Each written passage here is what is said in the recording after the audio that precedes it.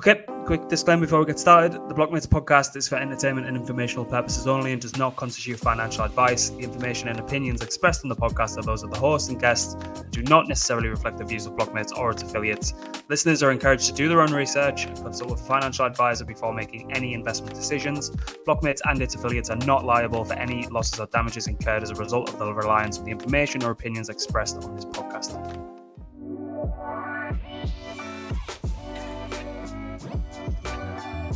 Okay, we're live. Welcome back, everyone. So we've got Altair from unshETH. This is a project I've been following extremely closely. And we wanted to just kind of bring you guys on just to get some information straight from the source, because there's a lot to unpack here, not just with what's already released, but into the near future. I think there's going to be some big developments, and it's such a hot topic narrative as well that you guys are building in that specific area of the industry. But first, so how are you doing? Thank you for coming on. Yeah, thanks. Doing well. Thanks for having me. Yeah, anytime. So I'd just like to kind of set the scene, and maybe we can just kind of start high level. I'm pretty sure people will have kind of heard of you. If they're still sticking around now, they should have, because it's one of the most promising projects in my opinion that's just come onto the market recently. But can you kind of give us a high level of what you guys are building at unshETH? Sure. Yeah. So unshETH is a protocol sort of built around the idea of furthering validator decentralization. We have basically two products. The first is an omnichain index of liquid staked ETH. And that's basically a drop-in replacement for staked ETH. It's available on multiple chains. It provides a blended sort of staked ETH yield from a number of different sources. It has risk controls in place to prevent sort of the risk of any single validator failing. On the protocol-facing side, unshETH also doubles as a liquidity marketplace for LSDs, meaning it's an extremely capital-efficient way for LSDs to basically create liquidity for their LSDs. And yeah, we started in February when we went live on the Ethereum mainnet. We have since launched on BNB chain and Arbitrum as well, and have expanded our initial offering to include an internal AMM within the unshETH basket. And we've also added to our basket Anchor ETH and Swell ETH. So now there are a total of 6 LSDs making up unshETH. Nice. So what does the kind of user journey look like when they land on the app? Let's say I've got some ETH. I'm not necessarily sure where I want to kind of put it to work. Can I directly just go through you guys just to gain exposure to maybe unshETH ETH? And what am I gaining exposure to there if I'm just directly minting unshETH ETH? If that makes sense. Yeah, good question. So when you go on the website, there's a deposit page, and you can deposit LSDs, but typically users just bring their ETH into the protocol. When you deposit unshETH, what happens under the hood is whichever asset that unshETH is the most underweight in, that asset gets minted, right? So that could be Anchor ETH, that could be Swell ETH, that could be another LSD. And so that new ETH basically goes into rebalancing unshETH, if you will. And then the user get back the proportionate amount of unshETH. And so unshETH is, right, it's a basket essentially of these different LSDs. And the composition of unshETH is actually determined by the DAO itself. There are a number of LSDs And for each LSD, there is sort of a limit on how much of the basket can be comprised by that single LSD. And there's also a target amount, a target weight, if you will. What this does is it essentially routes, new inflows of ETH um, in such a way that the basket actually is, comprised of maybe 10% of LSD-A or 5% of LSD-B. Um, it sort of incentivizes deposits of a certain LSD. Um, and yeah, hopefully that answers your question. Yeah, for sure, for sure. And say, for example, one of the newer LSDs that you guys have recently onboarded, if you're seeing that um, weight limit be consistently reached, is that when someone's going to start going to the down and say, look, we should be looking to, seems to be a lot of demand for this specific asset in the basket. Is this when you kind of take it to a downvote and then you decide to kind of up that range? Is anything like that happened as of yet, or do you think or do you foresee that's how it will initially play out? Sorry. Yeah, so there's two questions in there. Let me first answer the first one. Uh, does You're basically asking, uh, do we reach the target weight like very quickly when a new asset is added? Yes, this has been the case with Swell. Swell actually reached their 5% target weight very quickly. It came not from a new deposit, but actually in arbitrage transaction. Basically, what happened was Mm. Swell trades slightly under peg. Um, we accept um, Swell on the basis of its peg uh, within our Right. vdAMM. So essentially, there was a small arbitrage that could be obtained by basically purchasing Swell ETH at a discount and selling it into the vdAMM for another LSD that I guess trades closer to peg. Um, and that basically made us fill up with approximately 1,000 Swell ETH. And so now we're at the target weight. So we're not entirely dependent on sort of new inflows to quickly Mm. reach this target weight. So yeah, it does sometimes happen instantaneously, provided the underlying LSD trades at somewhat of a discount. And there are LSDs in the basket that trade at either a premium or less of a discount. Uh, when that discrepancy exists, it fills up pretty quickly. In the absence of that, it is currently dependent on basically rebalancing by way of trading activity. Although in the near future, we will have sort of automatic rebalancing at a certain given interval.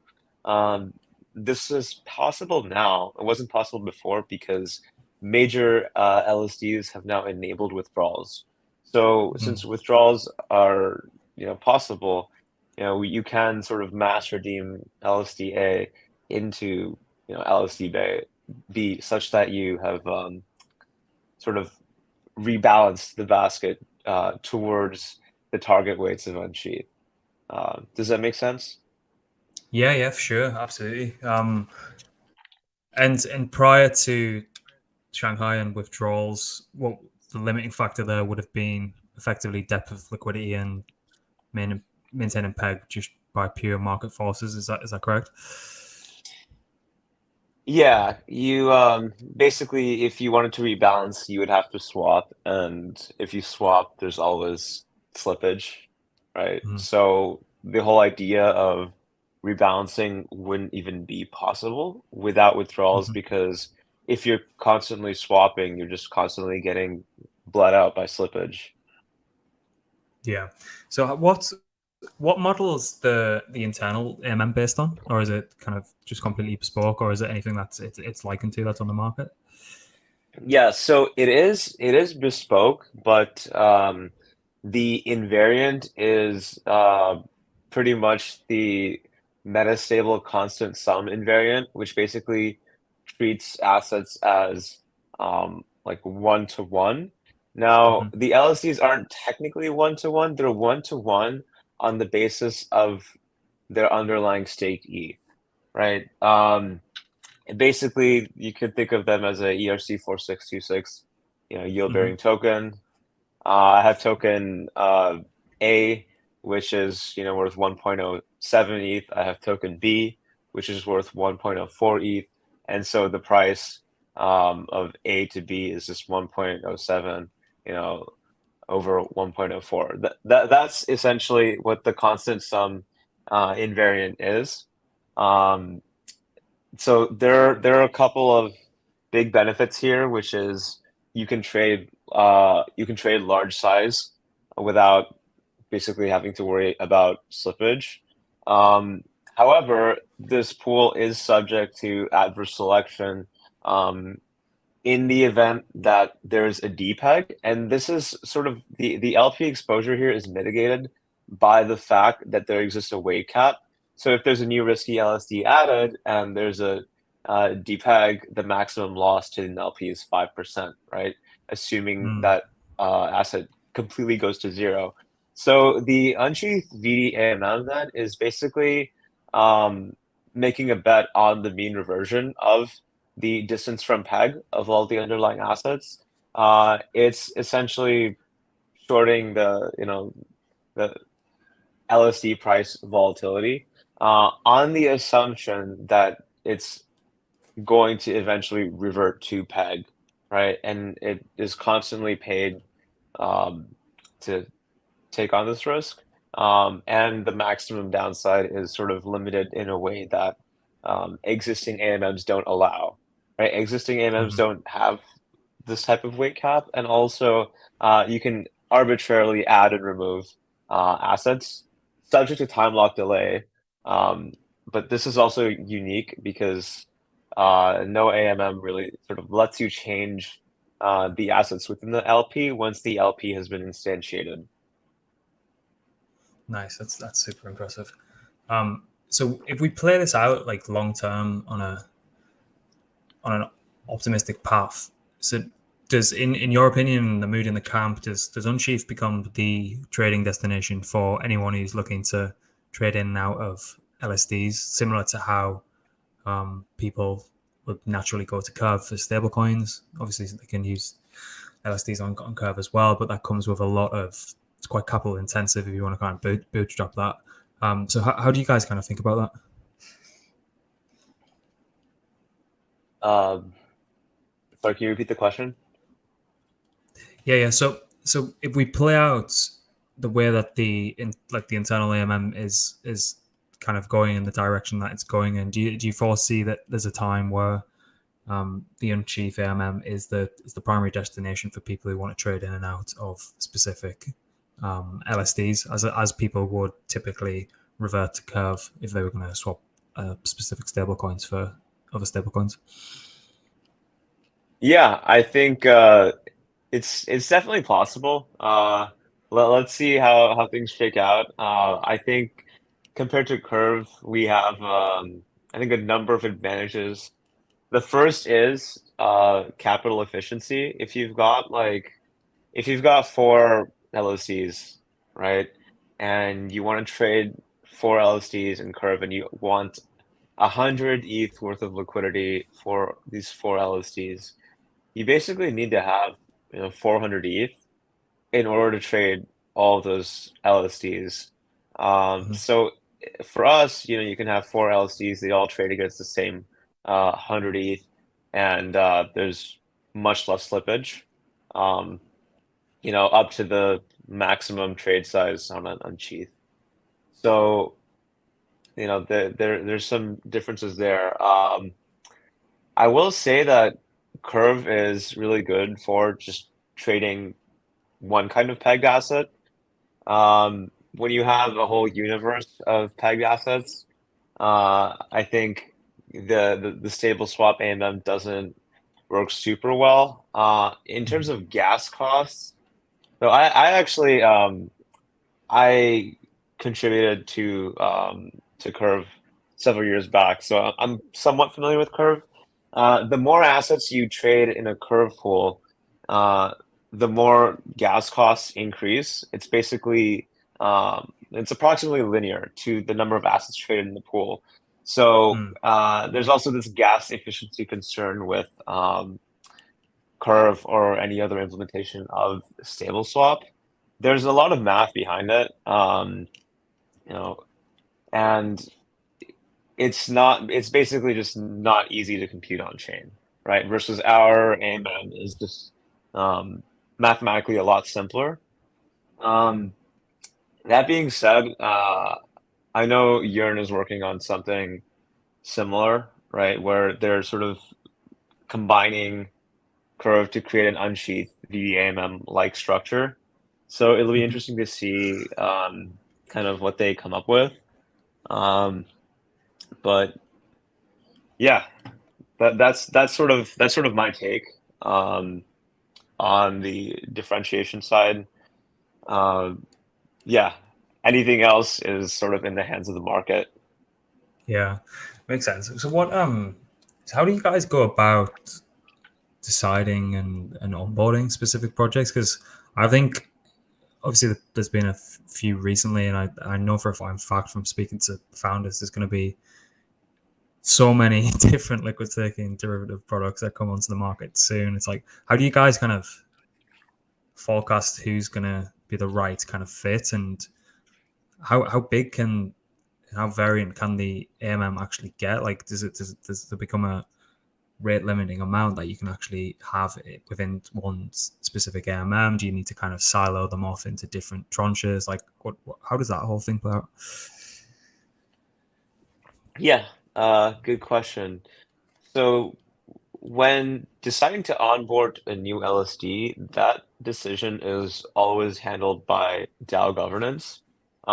So what we do, as the team does, is we gather information about these new protocols. We speak with them, and essentially we do due diligence if projects approach us or we approach them.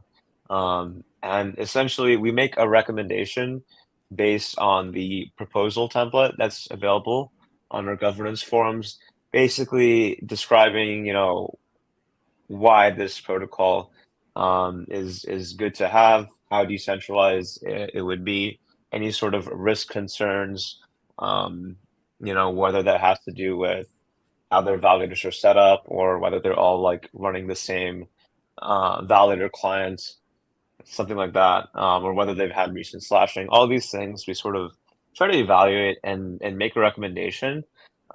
Typically, when a new LSD is added, they start with a very low weight within the index, and then over time, those weights can be increased if the weight is being reached consistently, and if the protocol's validator operations sort of remain smooth and uninterrupted.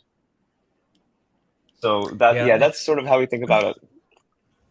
Yeah, that's nice. And I suppose there's got to be additional benefits for like emerging projects as well to help them kind of bootstrap. One, just to kind of get their kind of name out there and be associated with all these great products and be on top of your protocol as well. But what are the kind of liquidity benefits for like emerging LSDs that could and should be tapping into kind of unshETH? Yeah, it's basically the cheapest liquidity you'll ever be able to get on LSDs, right? So when you're launching a new LSD, you have this uphill battle of essentially fighting for mercenary liquidity. And so new projects are almost always forced into this like kamikaze of unsustainable token incentives in an attempt to gather TVL. And then they basically just, frantically sort of try to iterate in hopes that the TVL then doesn't leave. Because they'll either run out of incentives too quickly, or they will cut incentives too much, and essentially the capital that's in there, it's mercenary, so it's going to leave, right? Yeah. So we how many times have we seen that play out? yes.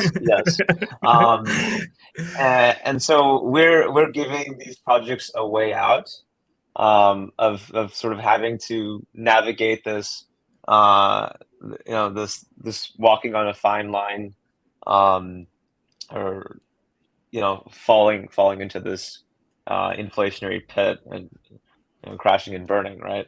So yeah, that's the value add for new protocols. On the larger and more established protocol side, um, we're going to help them sort of actually achieve profitability, because if you look at these larger protocols, I'll take Lido as an example.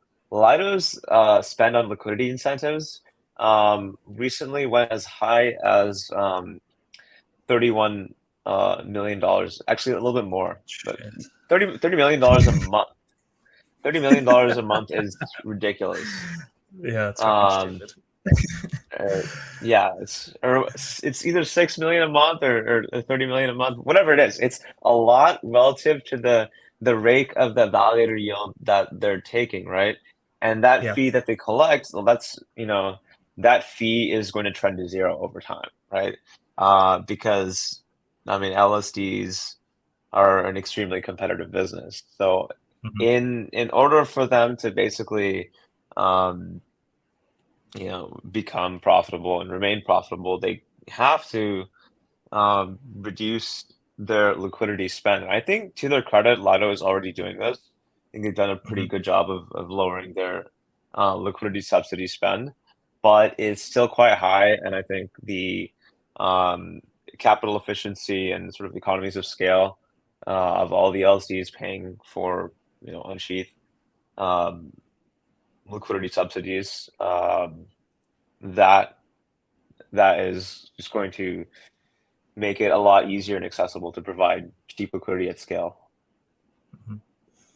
Yeah, I was speaking to Carvus at Lido. I think he's kind of primarily focused on their net spend of emissions and what they can get in return for that, and just trying to bring down the emissions as much as possible and try and increase revenue as much as possible, obviously, and offset that equation. But you're saying because of Shanghai and people can immediately redeem, you'd expect that their emissions post Shanghai would and should be able to reduce because they wouldn't need to be incentivizing liquidity on Curve and Bunny and other places like this. But as I said, they still seem pretty damn high to me. So I don't know how that one's going to play out. Do you think it's what do you kind of think the end game is for these? I've asked this question to a few people now. I'd love to kind of hear your take on it. Do you think that there's a point in time where these liquid staking derivatives and maybe like your own product in and of itself, do you think that starts to slowly creep in as people just start holding that asset as the go-to as opposed to just native ETH? Like seeing quite a lot of BD developments happen where they're trying to get liquid staking derivatives in as a base pair on a DEX or obviously increasingly on money markets. Do you think people naturally progress towards just holding liquid staking derivatives over ETH? Yeah, I don't see why not. If you can earn the risk-free rate of Ether, why would you not?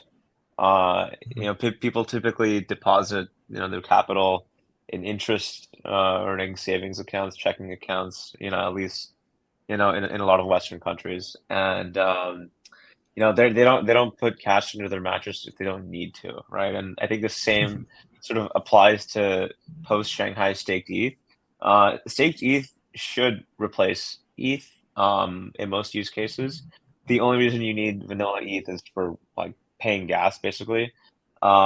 If more ETH was staked, I mean, it'd be better for the security of the Ethereum network as well.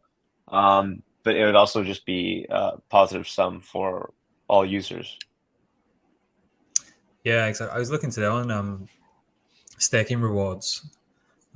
Still in like mid to high teens for ETH staking participation, and then you're looking at some less than favorable ones. I won't name any names, but some of them are up in the mid 70s. Like at the very least, top 20 L1s hovering around 40% staking participation. Some as high as mid 70s. Like how high does this go for ETH? And obviously, you guys benefit massively from staking participation uptick. So, how are you guys thinking about The percentage of ETH that's staked. that? Mm-hmm. Yeah, so right now I think we're a little under 20%. I don't see why this number shouldn't be, 80% or 90% or 95%. I think we can, asymptotically approach 100%. Wow.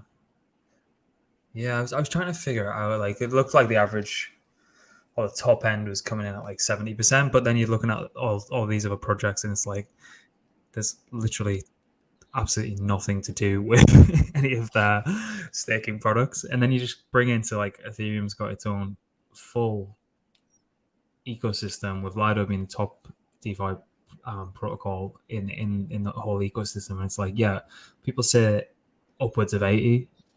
It's not off the table in my opinion. So I'm kind of glad that you're in the same camp as me on that. And I suppose you guys just benefit every step of the way every time that staking participation and percentage increases, right? Yep. Yep. I mean, that's basically a larger market for us. Yeah, that's interesting. So what's the thinking around L2s for liquid staking derivatives? Is it just to free up and get onto more active and emerging chains, more cost prohibitive, uncost prohibitive chains? Like, what's the thinking around this? Because I'm starting to see a large uptick of LSDs going to L2s, and what does it the future look like for unshETH in the L2 space and all L1s, I suppose? Yeah, omnichain, multi-chain expansion is all about just increasing the accessibility of your product.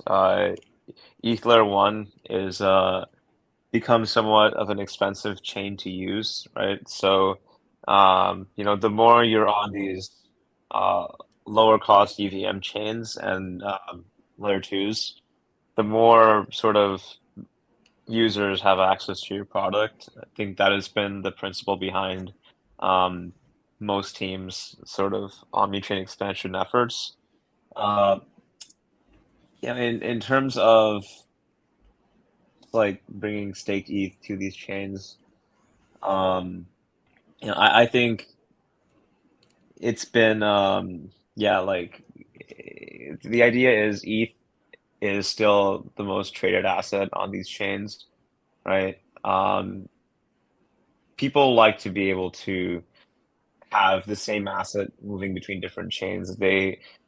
Typically it will also impair the growth or the adoption of a layer two or an EVM chain if users don't have access to the same protocols they're already Mm. used to using, right? So from that standpoint, it's also quite beneficial for these layer twos and these EVM chains to seek out protocols to launch on them. So it's both protocols sort of seeking to grow their user base and reach more users, and it's also the chains themselves sort of wanting to bring the users of these protocols over. So I think it's part of a symbiotic relationship that I've seen Mm-hmm. form in this ecosystem over, I would say, the past uh, like 3 or 4 months. It's been like um, pretty intense. I've seen a lot of LSD protocols launching on lots of chains. I've also seen lots of chains aggressively courting these LSD protocols. Yeah, absolutely, absolutely. So, you might push back on this, but how much can you tell me about unshEThium? unshEThium, nothing more Great than what's name, by the already way. out there. Great name, by the way. Thanks. Yeah.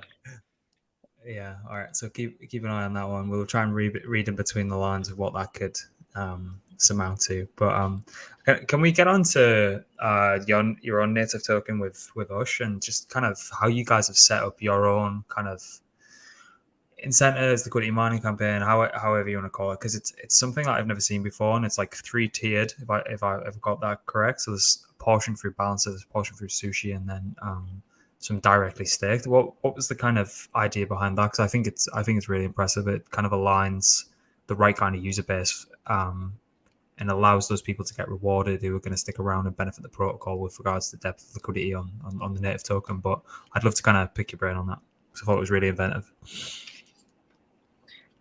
Yeah. So I'm more on the implementation side of things. I don't necessarily handle like the liquidity incentive schemes or emissions specifically, but yeah, the implementation I can tell you a little bit about. We wanted to emulate essentially the new generation of VE tokens that incentivize the balancer 8020 LP in addition to just VE locking the governance token. Why do we do this? Because there were a couple of projects, I think Balancer and Oro were some of the first, that identified there's a little bit of a conflict of interest in terms of both having VE locking and also just wanting liquidity for your token. Because the more of your token that gets VE locked, the lower the float is, and thus a secondary consequence of that is like worse liquidity, right? So in order to make it so that it is possible to simultaneously have liquidity for the token and have people be able to participate in the governance and not force them to choose between the two, we decided that this would be something cool to implement. Why is it tri-token? It's because different chains essentially have different dexes, and sometimes these dexes behave differently. Sometimes the most popular dex on a chain is, not what you expect it to be. It's a non-standard type of dex, and so sort of to handle all of these edge cases and give governance power to all the users on all the chains, we wanted to make the voting escrow token model from Stargate and Curve a little more flexible, and that's how we extended it to a tri-asset model. Basically, that was the motivation. Yeah, it's nice.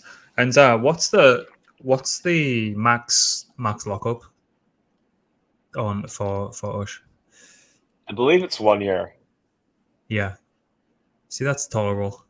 I've been scolded so many times on 4-year lockups. It's a complete joke. That's my own thing. Yeah. 1 year's tolerable, I think. Yeah. So where does the main kind of fee capture revenue for the protocol kind of come from? Is it from kind of minting, redeeming, swaps, all of the above, or like where you kind of foreseeing that the main kind of revenue drivers for the protocol are going to come from?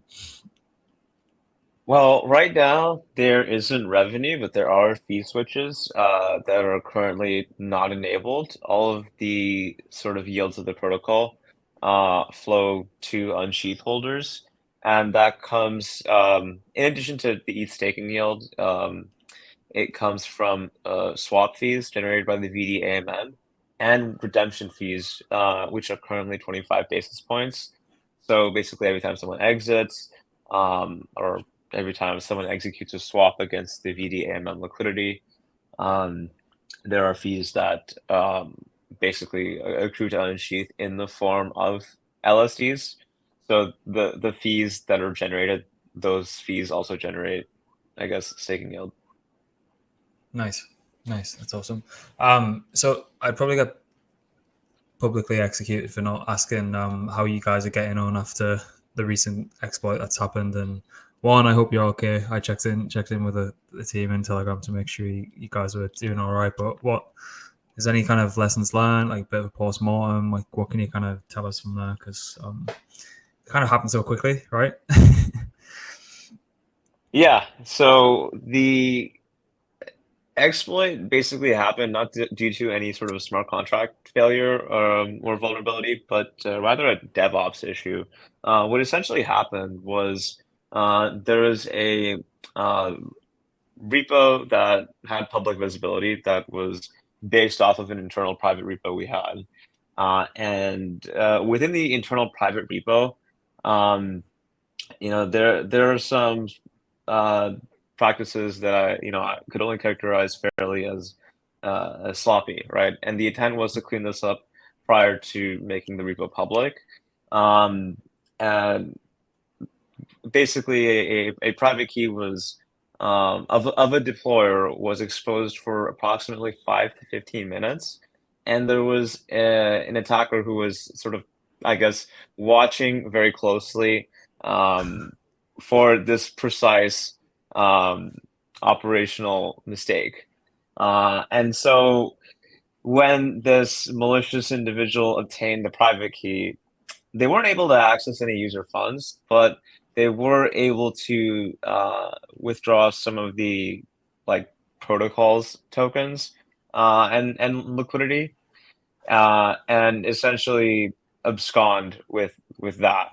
Um, Now the attacker was, well, the attacker was found, and we got them to return the ownership of all the contracts so that we wouldn't have to redeploy our farms. But yeah, they took, I think, what amounts to less than like a basis point of the treasury. So all things considered, like it's so the negotiations with that are being handled by like someone who's qualified to do that. Mhm. Uh, but the net result was sort of nothing for Mhm. users, right? The form rewards are being replenished from team allocation, and we're revamping our DevOps procedures so that this kind of thing doesn't happen again. So the post-mortem on that is coming out shortly. Um, but I think we handled it well, and I think that if anything, it improved team morale after the fact.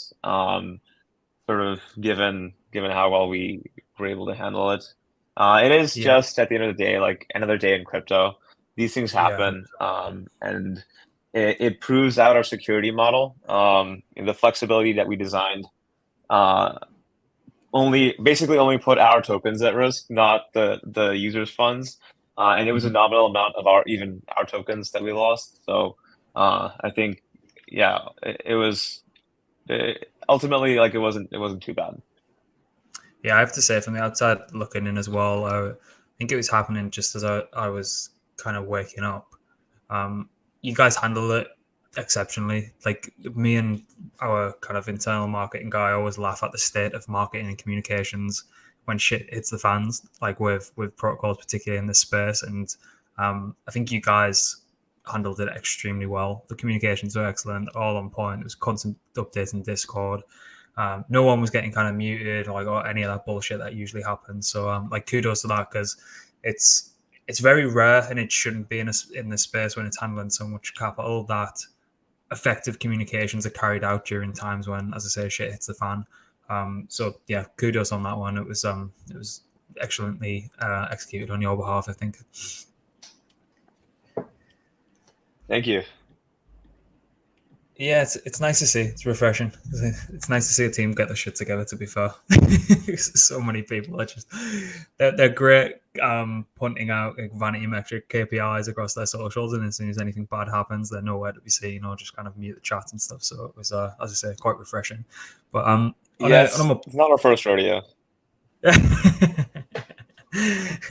a more positive note, is there anything you guys want the kind of audience to be aware of that's coming up? Any like media kind of roadmap points or kind of key catalysts, or even if not, where do you want people to be funneled towards? Is it in Discord, Twitter, Telegram? Like where can they find you?